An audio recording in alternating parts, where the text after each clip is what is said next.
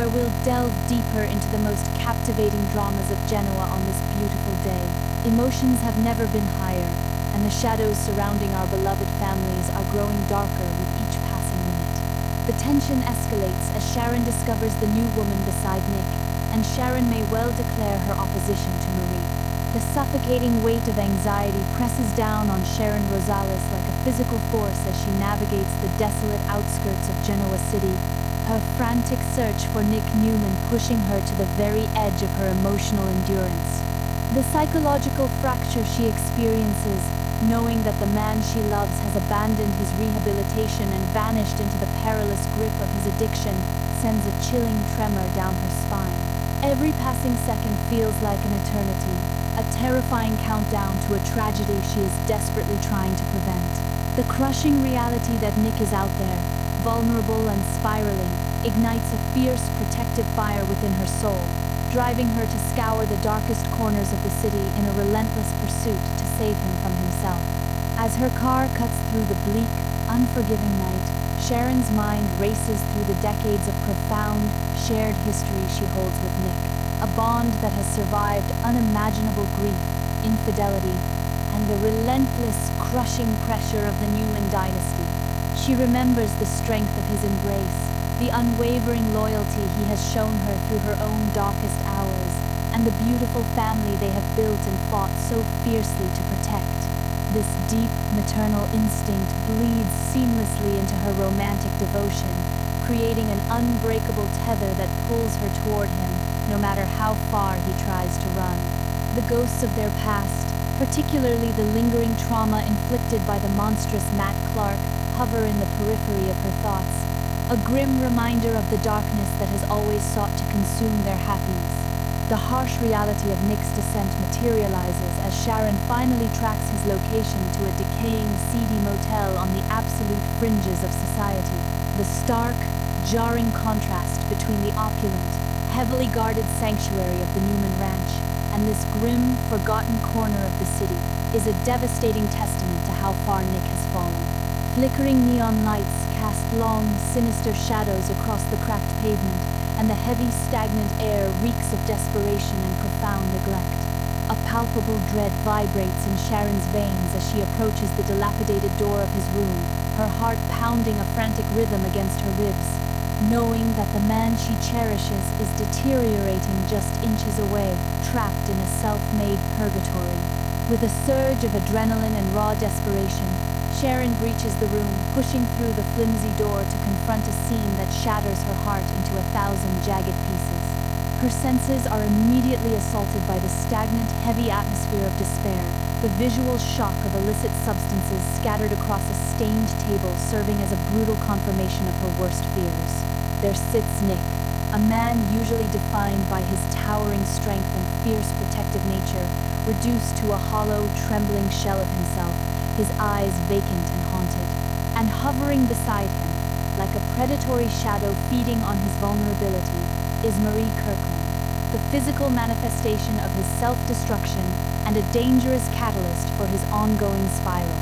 To understand the sheer magnitude of Nick's current devastation, one must look into the lingering toxic residue of the horrific drug-fueled nightmares that have recently ravaged his fractured psyche.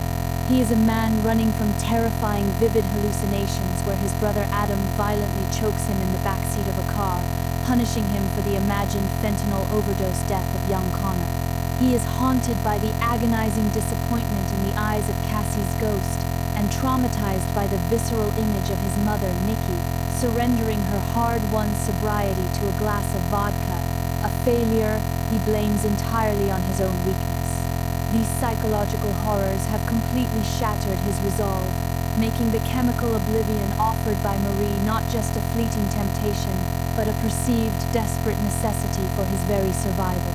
The sight of Marie casually occupying this space of tragedy ignites a protective, blinding fury within Sharon, the primal, visceral reaction of a woman defending her family against an active, lethal threat.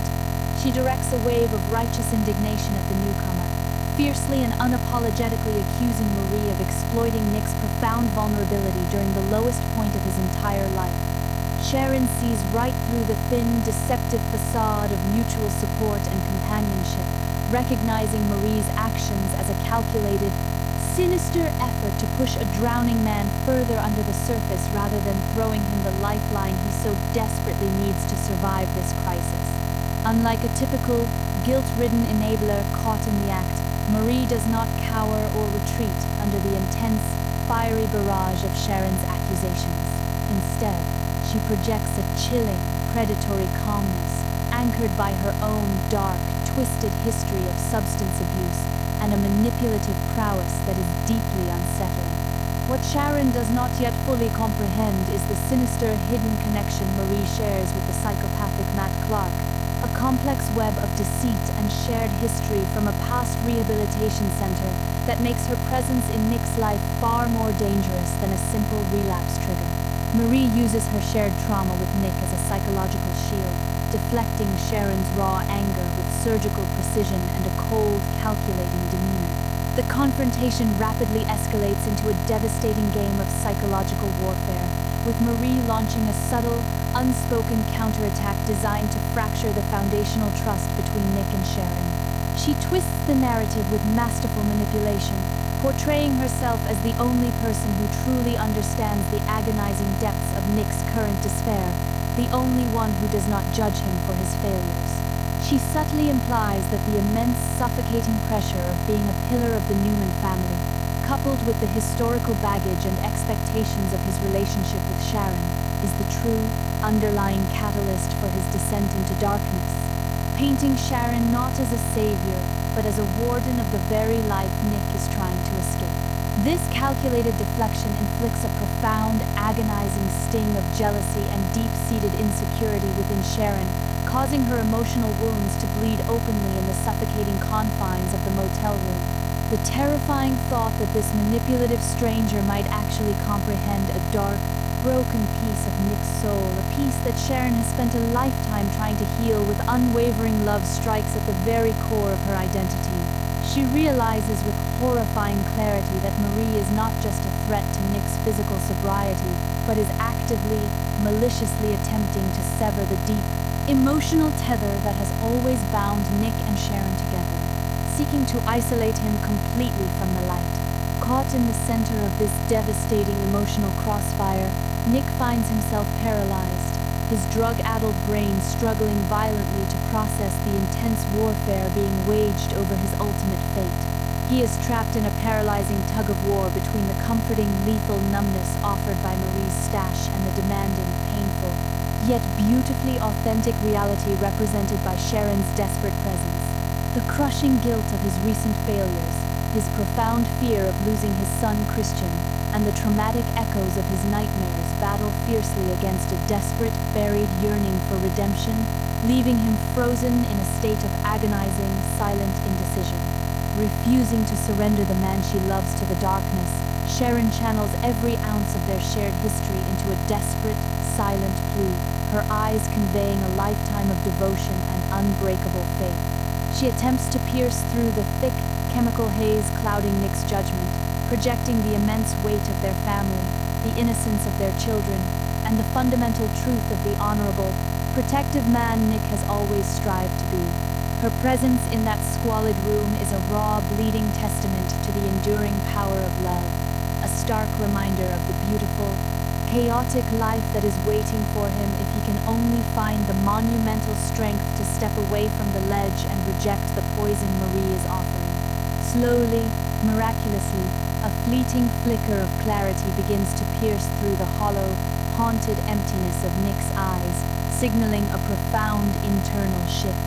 The agonizing realization washes over him that his desperate attempt at escape has rapidly transformed into a suffocating, lethal prison, and the terrifying prospect of returning to the rehabilitation center begins to take root in his mind. He faces the grueling, humiliating reality of beginning the agonizing process of recovery all over again, of confronting his demons without the shield of narcotics. Yet, even in this moment of fragile clarity, his tragic, codependent nature surfaces, sparking a misguided, dangerous desire to save Marie alongside himself, to convince the very woman pulling him into the abyss to climb the treacherous path to sobriety by his side. Sensing the subtle, undeniable shift in the room's dynamic, Marie recognizes that the powerful ghosts of Nick's past and the undeniable gravity of Sharon's love possess a strength she cannot currently overcome. She prepares to retreat from the immediate battlefield, but she does not leave quietly or gracefully. She delivers a cold, calculated warning, a chilling, lingering promise that the darkness is never truly vanquished and that the demons they are fighting are far more resilient than they believe.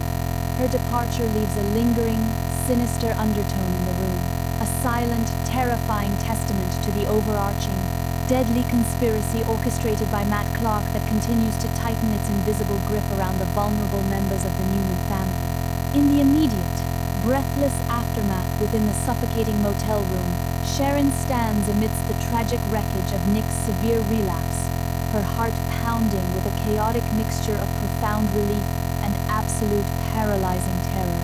She has miraculously won the battle for his soul tonight, pulling him back from the absolute brink, but she knows with horrifying certainty that the grueling war for his survival has only just begun. As she looks deeply into his haunted, exhausted eyes, a chilling realization washes over her, a dark premonition that Marie Kirkland is merely a pawn in a much larger, deadlier game.